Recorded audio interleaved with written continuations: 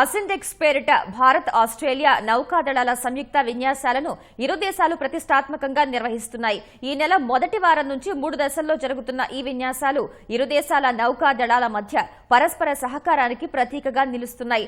2 ఏళ్లకోసారి జరిగే ఈ విన్యాసాల్లో జలాంతర్గాములు పాలుపంచుకోవడం విశేషం. సుమారు 2000 మందికి పైగా భారత్, ఆస్ట్రేలియా నౌకాదళాల సిబ్బంది పాల్గొంటున్న అసెండెక్స్ కు సంబంధించిన మరిన్ని విశేషాలను మా ప్రతినిధి కూర్మరాజు అందిస్తారు. భారత ఆస్ట్రేలియా సంయుక్త నౌకాదళ విన్యాసాలు మూడోసారి విశాఖపట్నం వేదికగా జరుగుతున్నాయి. ఇవి దాదాపు 2 వారాల పాటు జరుగుతున్న ఈ విన్యాసాల్లో అటు హార్బర్ స్థాయిలోనూ ఇటు సముద్రం మీద కూడాను పూర్తి స్థాయిలో ఈ విన్యాసాలు పరస్పర సహకారానికి వారి 2 నౌకాదళాల మధ్య పరస్పర సంయుక్తమైన విజ్ఞానవంతమైన మార్పిడికి వీటన్నిటికీ కూడాను ఉపకరిస్తున్నాయి. ఇవి మనం చూస్తున్నాము. ఈ ఆస్ట్రేలియా నుంచి వచ్చిన ఈ షిప్ న్యూ క్యాజువల్ అనే షిప్, అలాగే మిగతా అన్ని అంటే పూర్తి స్థాయి శక్తి సామర్థ్యాలు ఉన్న ఈ నౌక, ఈ అతి భారీ నౌకలోని దాదాపు 200 మందికి పైగా ఆ నౌకాదళ సిబ్బంది పనిచేస్తున్నారు. ఇలాంటి నౌకలు 3 నౌకలు ఈసారి విన్యాసాల్లో పాల్గొంటున్నాయి. క్యాన్బెర్రా అనేసి అది మొత్తం విమానాలను మోసుకుపోగల నౌక, అది ఈ హార్బర్లోకి రావడానికి వీలుపడక ఔటర్ హార్బర్లోనే ఉండడం జరిగింది. దానికి సంబంధించి మొత్తం 2000 మంది, అంటే అటు భారత నౌకాదళానికి చెందిన వాళ్ళైనా ఆస్ట్రేలియా నౌకాదళానికి చెందిన వాళ్ళైనా దాదాపు 2000 మంది సిబ్బంది ఈ విన్యాసాల్లో పాల్గొంటున్నారు. మనం ఇప్పుడు ఈ నౌక విశేషాలను మనం తెలుసుకుందాం. MH-60 Romeo helicopter, one of the most important sensors on board the ship. So this aircraft is capable of dropping torpedoes and firing missiles. Also has its own radar.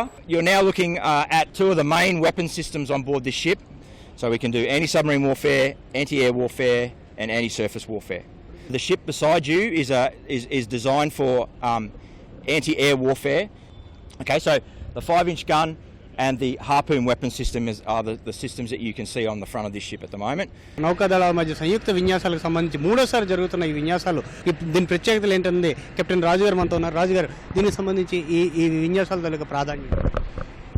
ఇది మూడోసారి అవుతుందండి. 2015లో ఫస్ట్ టైం ఆస్ట్రేలియా, ఇండియా కలిసి maritime joint exercise start చేయడం జరిగింది. రెండో exercise ఏమో 2017 ఆస్ట్రేలియాలో జరిగింది. ఇది 3వ ఎడిషన్ అనమాట.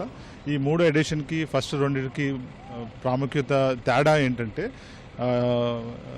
షిప్స్, సబ్మరీన్స్, ఎయిర్క్రాఫ్ట్ కలిసి కంబైన్డ్గా ఈసారి పార్టిసిపేట్ చేస్తున్నాయి. అంతేకాకుండా నెంబర్ ఆఫ్ షిప్స్ కూడా పెరిగాయి, నెంబర్ ఆఫ్ ఎయిర్క్రాఫ్ట్స్ కూడా పెరిగాయి. అండ్ మొట్టమొదటిసారిగా మన సబ్మరీను, ఆస్ట్రేలియా సబ్మరీన్ కూడా ఈ ఎక్సర్సైజ్లో పార్టిసిపేట్ జరుగుతుంది. నెక్స్ట్ ఎక్సర్సైజ్ 2021లో ఆస్ట్రేలియాలో జరగబోతుంది అనమాట. ఇది భారత ఆస్ట్రేలియా నౌకాదళాలకు సంబంధించిన విన్యాసాలు. అలాగే ఇప్పుడు ఆస్ట్రేలియా నౌకాదళానికి చెందిన సబ్మెరైన్, ఇది కూడాను అత్యంత శక్తివంతమైన సబ్మెరైన్. ఈ సబ్మెరైన్ కూడాను ఈ విన్యాసాల్లో పాల్గొనడం తొలిసారిగా. భారత, ఆస్ట్రేలియా 2 నౌకాదళాలకు చెందిన సబ్మెరైన్లు కూడాను ఈ విన్యాసాల్లో పాల్గొనడం ద్వారా పసిఫిక్ రీజియన్లో, హిందూ మహాసముద్ర రీజియన్లోని శాంతి పరిరక్షణ అంశాలని ప్రధానంగా పరస్పర సహకారానికి ఈ సంయుక్త విన్యాసాలు అద్దం పడుతున్నాయి. కేవలం శ్రీనివాస్తో కూర్మరాజు, ఈటీవీ న్యూస్, విశాఖపట్నం.